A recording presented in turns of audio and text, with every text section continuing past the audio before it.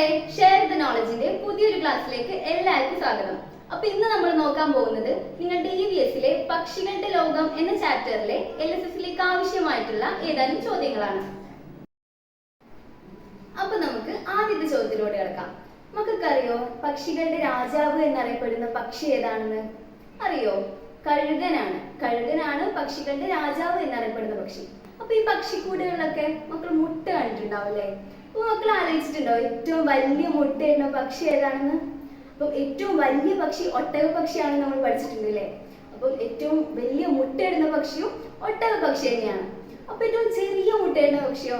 ഏറ്റവും ചെറിയ പക്ഷി ഏതാ? ഹമ്മിങ് ബേർഡ് ആണ്. അപ്പൊ ഏറ്റവും ചെറിയ മുട്ടയിടുന്ന പക്ഷിയും ഹമ്മിങ് ബേർഡ് തന്നെയാണ് കേട്ടോ. അപ്പൊ ഈ ഹമ്മിങ് ബേർഡിന് വേറൊരു സവിശേഷതയുണ്ട്.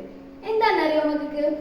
ഹമ്മിങ് ബേർഡിന് മുന്നോട്ടും പിറകോട്ടും പറക്കാൻ പറ്റും. അങ്ങനെ പറക്കാൻ പറ്റുന്ന ഒരേ ഒരു പക്ഷി ഹമ്മിങ് ബേർഡ് ആണ്. അപ്പൊ മക്കള് ഇത്രയും ചോദ്യങ്ങൾ പഠിച്ചു വെക്കുക. ക്ലാസ് ഇഷ്ടമായാൽ വീഡിയോ ലൈക്ക് ചെയ്യുക. അതേപോലെ നിങ്ങളുടെ ഫ്രണ്ട്സിനൊക്കെ ഷെയർ ചെയ്ത് കൊടുക്കുക. നമുക്ക് മറ്റൊരു ക്ലാസ്സുമായിട്ട് വീണ്ടും കാണാം. താങ്ക്